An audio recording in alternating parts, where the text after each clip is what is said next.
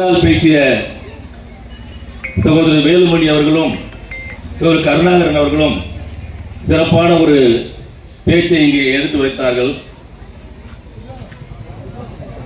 நான் கூட அவர்கள் பேசிய பிறகு நான் எப்படி பேசுவதுன்னு தெரியல. அந்த அளவுக்கு அவங்க பேச்சாளர், ஏன்னா அந்த அளவுக்கு சிறப்பான ஒரு பேச்சை வெளிப்படுத்தினார்கள். எனக்கு பேச வாய்ப்பே கிடைக்கிறதில்லை. ஏன்னா அவங்க நிறைய பேசுறதே நம்மளுக்கு பேச வாய்ப்பு கிடைக்கிறதில்லை. அப்படியே பேசினாலும் சட்டை பிடிச்சி வச்சுருவாங்க. பிள்ளை கண்ணா நானும் அதை தாங்கிக்கிறேன். ஏன்னா மற்றவங்களுக்கு அவங்கள வலிக்க முடியாது.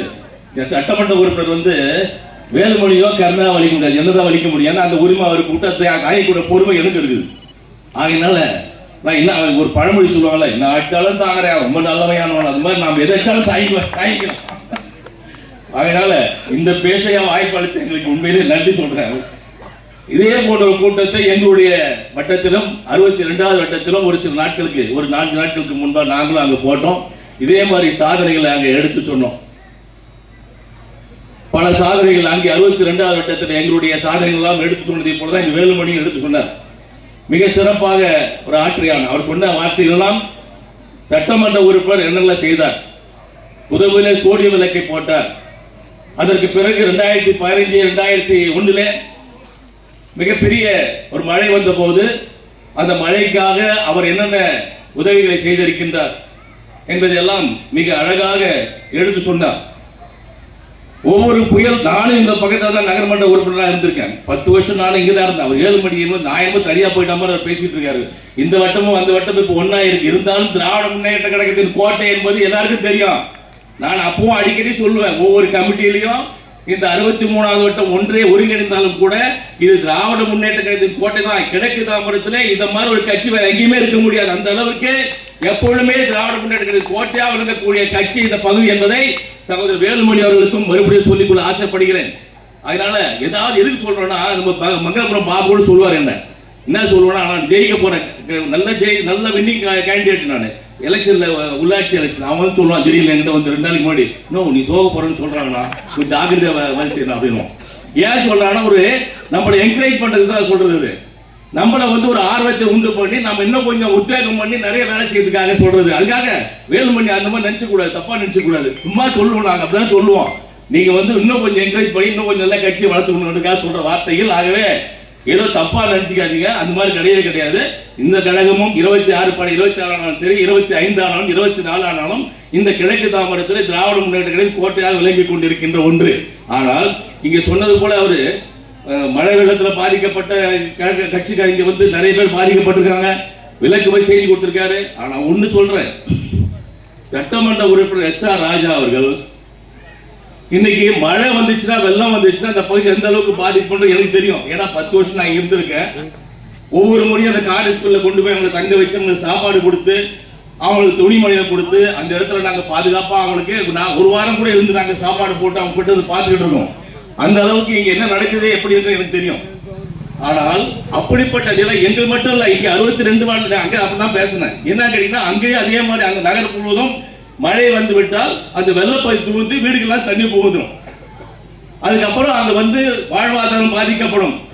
சாப்பிடறதுக்கு சாப்பாடு இருக்காது, குழந்தைக்கு பால் இருக்காது, மின்சாரம் ஒரு வாரம் இருக்காது. அந்த மாதிரி நிலைமை இருக்கு. அங்க போட் எடுத்து போய் தான் நாங்க கொண்டு போய் சாப்பாடு கொடுப்போம்.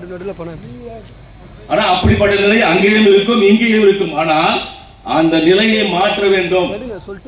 இப்படிப்பட்ட நிலை, இப்படி இங்க அமர்ந்து கொண்டிருக்கின்ற தாய்மார்கள் மழை வெள்ளத்தால் பாதிக்கப்பட்டு விடக்கூடாது. இப்படிப்பட்ட நிலை தொடரக்கூடாது.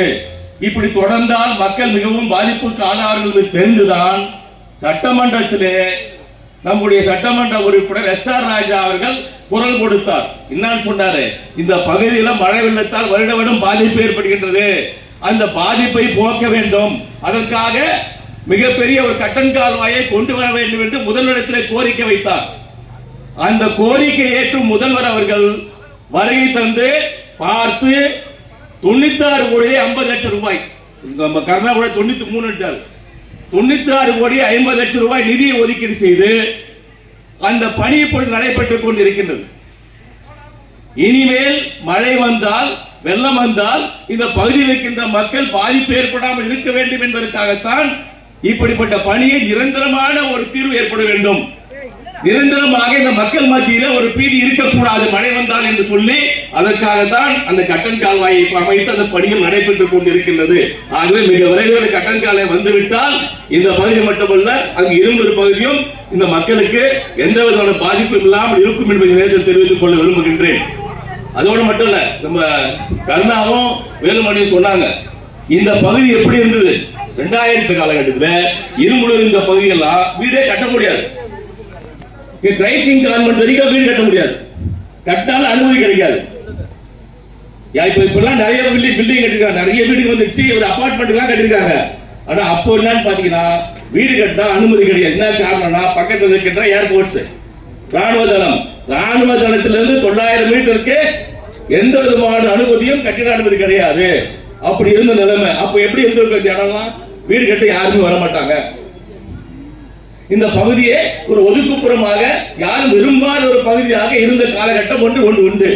அதற்கு பிறகுதான் நகரமன்றத்தின் தலைவராக SR ராஜா அவர்களும் நகரமன்ற உறுப்பினராக நானும் அந்த காலத்தில் இருந்த காலகட்டத்தில் தான் இந்த பகுதியை இந்த நிலையை மாற்ற வேண்டும், 900 மீட்டர் பரப்பளவு என்பதை குறைக்க வேண்டும் அந்த சொல்லி அவருடைய கோரிக்கை வைத்து அந்த கோரிக்கையான TR பாலு MP இருந்தார். அவரும் போய் நேரா டெல்லிக்கு போய் டெல்லியில ராணுவ அமைச்சரை சந்திச்சு அது ராணுவ அமைச்சர் மூலமாக 900 மீட்டர் 100 மீட்டர் மாற்றிய பிறகுதான் இங்க இருக்கின்ற அமைதி தாய்மார்கள் நீங்க வீடு கட்ட அமைதியா இருக்கீங்கன்னா அதுக்கு காரணம் 900 மீட்டர் தான். 900 மீட்டர் 100 மீட்டர் மாத்தினால்தான் இன்னைக்கு இவ்வளவு வீடுகள் வந்திருக்கு.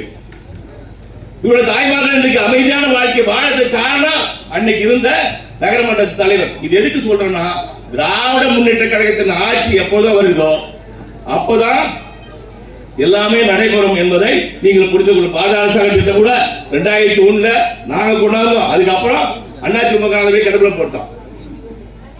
2010 வருஷம் ஆண்டா, 10 வருஷம் ஆண்டு இந்த பாதாள சாலை திட்டம் கொண்டு வரவே இல்லை, அப்படியே கொண்டு போயிட்டாங்க. அதுக்கப்புறம் நாங்க வந்த பிறகுதான் இன்னைக்கு கூட பாதாள சாலை திட்டத்தை நிறைவேற்றி இன்னைக்கு வேலுமணி அவர்கள் குறிப்பிட்டு சொன்னது போல இன்னைக்கு இந்த பாதாள சாலை காமாட்சி மக்கள் தோட கூட இன்னைக்கு பம்பிங் ஹவுஸ் போட்டு இன்னைக்கு இந்த பாதாள சாலை கனெக்ஷன் எல்லாம் கொடுத்திருக்கோம்.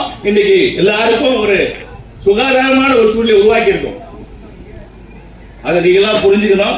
அதோடு மட்டும் இல்ல, இன்னைக்கு ரோடுலாம் பாருங்க LED லைட் எப்படிப்பட்ட லைட் எரியுதுன்னு பாருங்க. அன்னைக்கு எப்படி இருந்தது 10 வருஷம் முன்னாடி திருடவுட் லைட் இல்லாம இருந்தது. இன்னைக்கு பாத்தீங்கன்னா பிரகாசமான LED லைட்டுகள் சட்டமன்ற உறுப்பினருடைய குரல் கொடுத்து சட்டமன்றத்தில் நிறைவேற்றப்பட்டு இன்றைக்கு எல்லாத்தையும் LED விளக்கு போட்டு பிரகாசமா இருக்குன்னா அது காரணம் இந்த திராவிட முன்னேற்ற கழகத்தின் ஆட்சி வெளிப்பாடுதான் என்பதை நீங்கள் புரிந்து கொள்ள வேண்டும். ஆகவே ரேஷன் கடை மட்டும் இல்ல, ரேஷன் கடை, கழிப்பிடங்கள், இன்னும் நிறைய பணிகள் நடைபெற்றுக் கொண்டு இருக்கின்றன.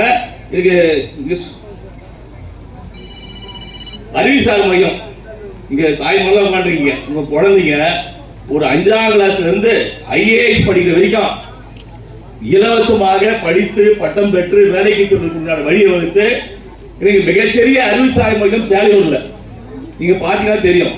தாய்மார்கள் தெரிஞ்சுக்கணும், அடுத்து வரணும், அனுமதி தான் அவங்க அனுமதிச்சிருக்கோம்.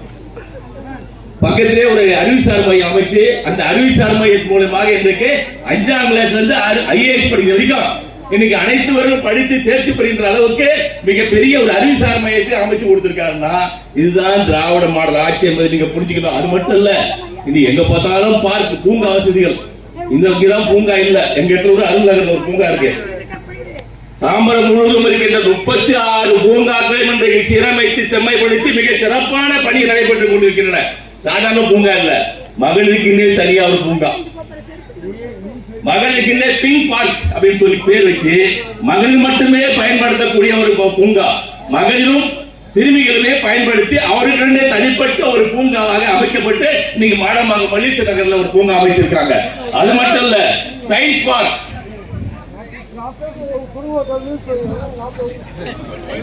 சயின்ஸ் பார்க் ஒரு பார்க். இன்னைக்கு பாத்தீங்கன்னா காந்தி பார்க், ஈஸ்ட் அகமதுல காந்தி பார்க் பாத்தீங்கன்னா சயின்ஸ் பார்க் ஒரு பார்க். என்ன கேட்டீங்கன்னா அங்க குழந்தைகள்லாம் வந்து இன்னைக்கு எம்ஜிஎம் போய் இல்ல கோல்டன் பீச்ல போய் அங்க வந்து இந்த கம்ப்யூட்டர் விளையாட்டுல விளையாடுறாங்க இல்லையா, அதெல்லாம் இங்கே இலவசமாக பயன்படுத்தக்கூடிய அளவுக்கு ஒரு சயின்ஸ் பார்க் என்ற ஒரு பார்க்கையும் நீங்க காந்தி பூங்கால கொண்டு வந்திருக்காங்க. அது மட்டும் இல்ல, steam park, light park, light மட்டும் போட்டு ஒரு பார்க்.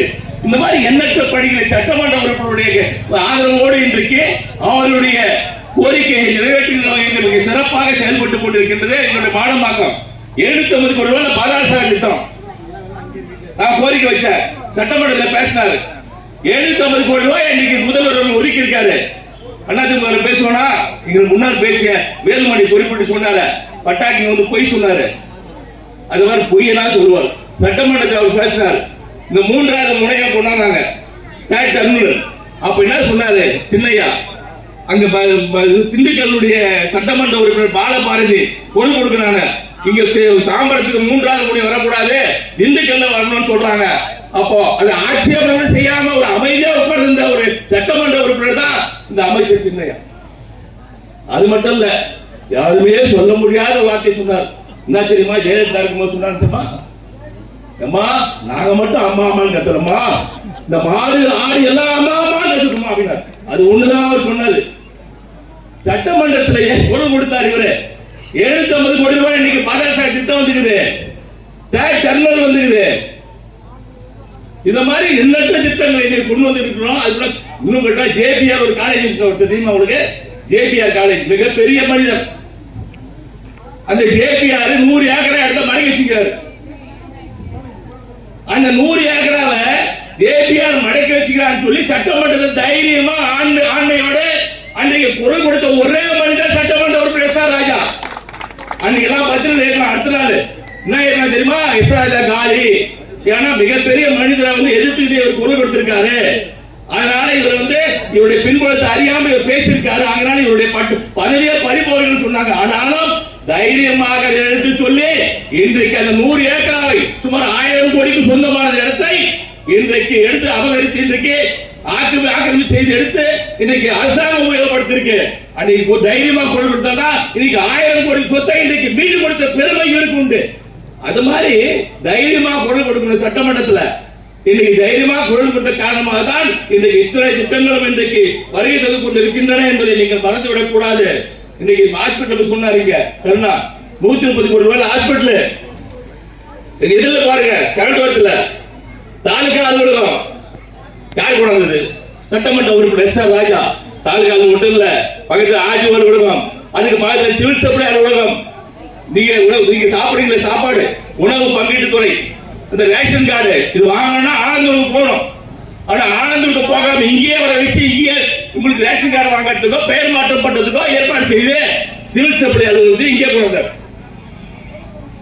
அதோடு மட்டும் இல்ல, நீதிமன்ற வளாகம், ஒருங்கிணைந்த நீதிமன்ற வளாகம், அதுக்கு எதிரில் பஸ் ஸ்டாண்டு, அது பக்கத்தில் சித்தா மருத்துவமனை, அது பக்கத்தில் துணை மின் நிலையம், ஆற்றுவாழ் உலகம், சுரங்க நடைபாதை, மேம்பாலம், இது எப்படி சொல்லிட்டே போலாம். இதுதான் திராவிட மாடல் ஆட்சி.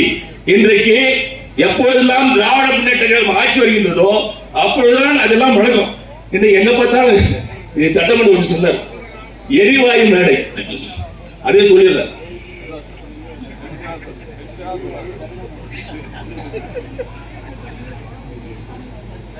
எரிவாயு மேடை இன்னைக்கு சேலூர்ல மானம்பாக்கத்துல தாம்பரத்தை அமைச்சிருக்கோம். முதல்ல பாத்தீங்கன்னா சுடுகாடுக்கு இறந்தவர்கள் இறுதியாக போகின்ற கல்லறைக்கு அங்கே எரிக்கின்ற பொழுது வரட்டியும் விறகு தேடி கண்டுபிடிச்சிட்டு இருப்பாங்க. ஆனா இன்னைக்கு அப்படி கிடையாது. சட்டமன்ற உறுப்பினர் இறந்து விட்டாலும் கூட அவர்களுக்கு கூட ஒரு செய்கின்ற தொண்டாக இன்றைக்கு எரிவாயு தகன மேடை அமைத்து கொடுத்திருக்கிறார். சேலூர்ல மானம்பாக்கத்துல 5 நிமிஷம் தான் போன உடனே தகனம் செய்யப்பட்டு அவர்கள் பணியை முடிப்பதற்கு முன்னாடி ஏற்பாட்டோடு எரிவாயு தகன மேடை அமைத்து கொடுத்திருக்கோம். இப்படி எண்ணற்ற பணிகளை இன்றைக்கு தொடர்ந்து செய்துட்டு இருக்கோம்.